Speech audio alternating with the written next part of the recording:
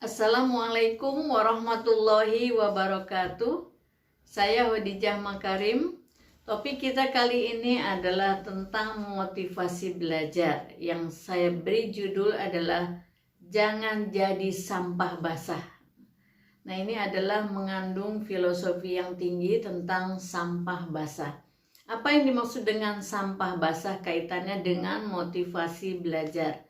Topik ini saya tujukan kepada teman-teman para pelajar SMP, SMA, ataupun mahasiswa. Jadi siapa saja yang sedang melakukan proses belajar, baik belajar secara informal, formal maupun non-formal.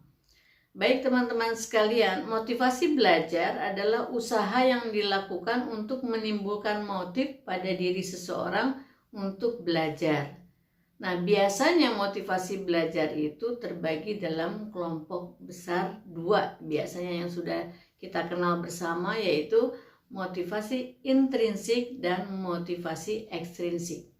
Apa itu motivasi intrinsik? Yaitu motivasi dari dalam diri individu sendiri dan biasanya terkandung pada perbuatannya itu sendiri, pada perbuatan belajarnya. Artinya kalau seseorang memiliki motivasi intrinsik, dia akan belajar tidak harus karena orang lain, tidak harus karena faktor luar, tapi betul-betul merasa butuh untuk belajar.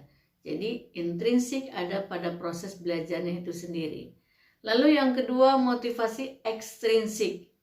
Ekstrinsik artinya adalah motivasi yang ditimbulkan oleh faktor luar dari individu yang bersangkutan, ya. Jadi mana yang lebih baik? Dua-duanya nggak jadi masalah. Tentu saja kalau yang paling baik adalah yang motivasi intrinsik. Tapi kadang-kadang kita juga membutuhkan motivasi ekstrinsik. Apa misalnya motivasi ekstrinsik? Banyak. Misalnya seorang guru di sekolah memotivasi siswanya untuk mengerjakan tugas tepat waktu, kemudian nanti diberi nilai. Nah, nilai itu adalah motivasi ekstrinsik. Atau kemudian adanya ulangan harian, motivasi ekstrinsik. Juga mahasiswa ada UTS, ada UAS, ada tugas-tugas membuat makalah misalnya, ada tugas-tugas observasi dan sebagainya. Semua itu adalah upaya dari guru, dosen untuk melakukan usaha agar agar siswanya itu belajar, yaitu motivasi ekstrinsik. Jadi apa saja yang dilakukan orang tua, guru, dosen ya untuk memotivasi siswanya, kalau orang tua memotivasi anak, guru di sekolah memotivasi siswa, para dosen memotivasi mahasiswanya, itu adalah upaya untuk menimbulkan motivasi ekstrinsik.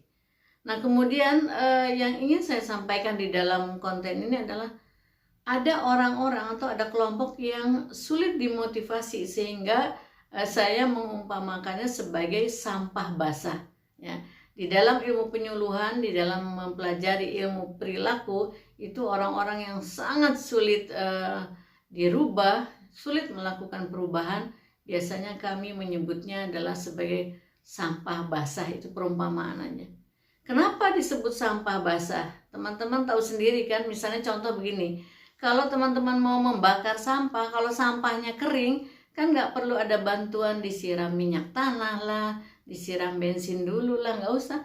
Langsung aja diberi api, misalnya langsung menyala, ya, sampah itu. Misalnya sampah daun kering, atau kertas kering, dan lain-lain yang kering-kering, sebentar saja, sedikit saja diberi api, langsung menyala, gitu kan. Tapi sampah basah ini lain.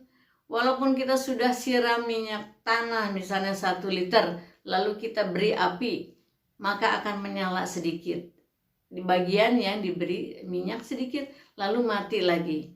Supaya menyala lagi, kita siram lagi dengan minyak tanah, diberi lagi api, menyala lagi, tapi kemudian mati lagi. Diberi lagi minyak tanah, diberi api lagi, nyala lagi sedikit, mati lagi. Nah, itulah perumpamaan sampah basah.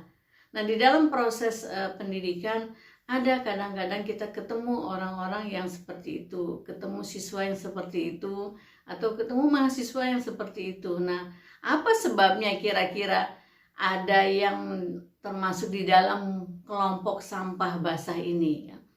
Biasanya orang-orang yang seperti itu adalah orang yang sering berpikir negatif tentang sesuatu.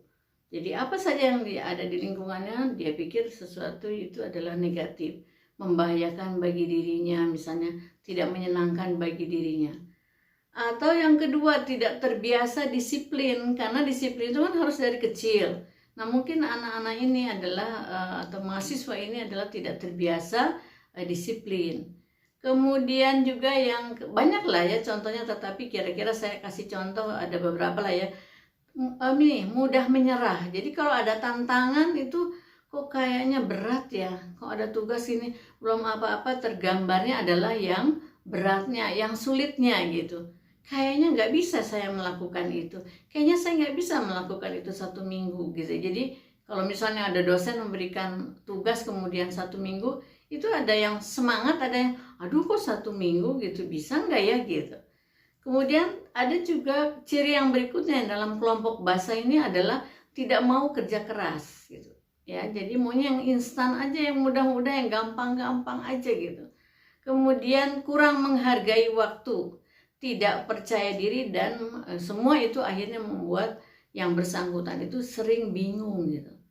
Jadi membiasakan dirinya ada dalam posisi bingung gitu, apa-apa bingung. Nah ini kadang-kadang semuanya ini mungkin apa yang saya sebutkan tadi, misalnya dari 7 itu tidak semua 7 ciri tadi ada berada pada satu orang, mungkin 3 atau 4 lah ya, tapi biasanya seperti itu. Nah, orang-orang yang mempunyai sifat-sifat negatif seperti itu kadang tadi seperti sampah basah, sulit sekali dimotivasi. Nah, ini adalah tantangan bagi orang tua, bagi guru maupun bagi dosen, karena apapun kondisinya, kelompok yang seperti sampah basah ini harus diupayakan menjadi sampah kering.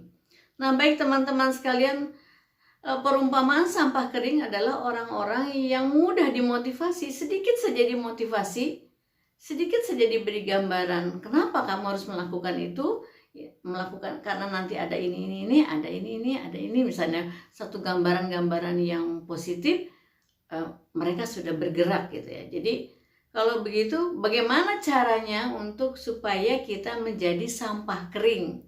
Dimotivasi sedikit saja kita sudah bergerak gitu, tak usah sampai dimotivasi terlalu berat gitu ya.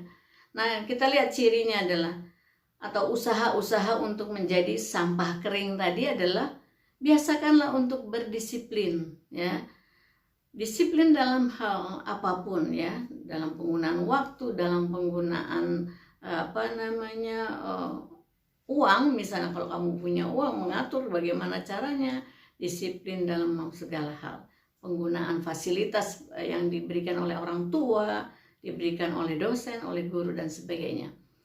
Kemudian jadi itu yang pertama, biasakanlah untuk disiplin ya, karena yang membedakan orang cerdas dan tidak cerdas, orang maju dan tidak maju adalah disiplin salah satunya.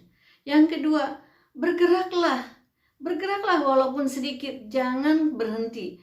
Saya paham misalnya mahasiswa atau pelajar ada sedikit sesuatu yang kok kayaknya susah amat, lalu kemudian memilih berhenti. Jangan. Kamu bayangkan kalau ada kesulitan itu seperti ada di dalam situasi jalan raya yang macet. Kita kan nggak pernah berhenti di jalan ya.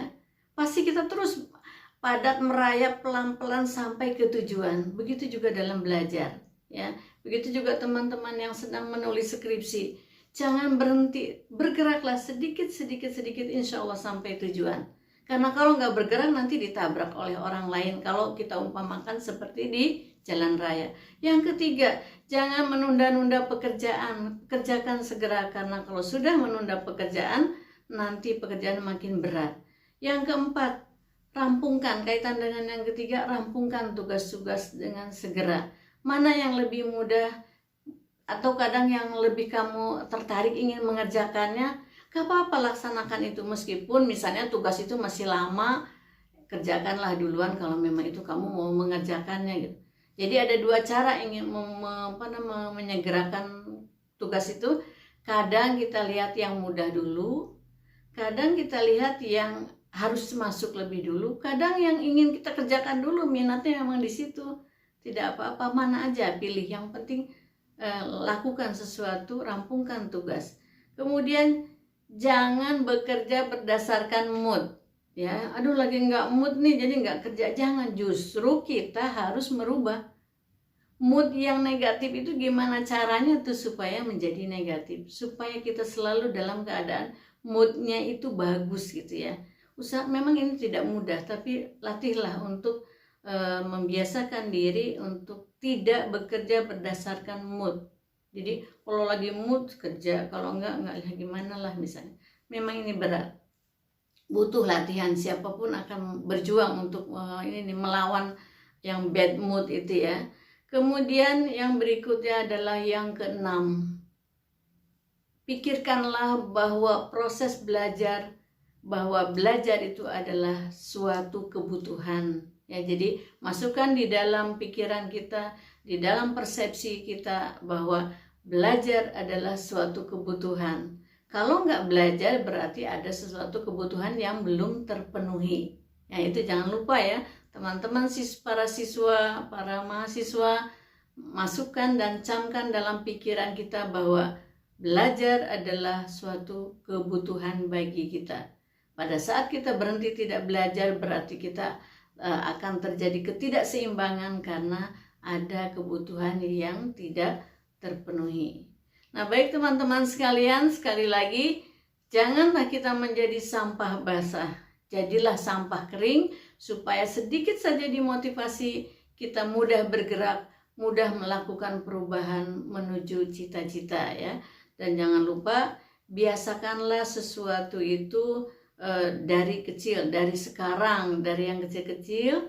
Kalau misalnya pertama dari yang kecil-kecil, dari yang paling dekat, dari yang mudah, biasakan ya. Jadi misalnya dalam hal disiplin, lakukan sesuatu itu dengan penuh disiplin ya.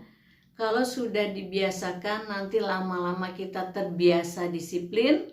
Dan kalau sudah terbiasa, kita akan bisa melakukan disiplin dalam segala hal.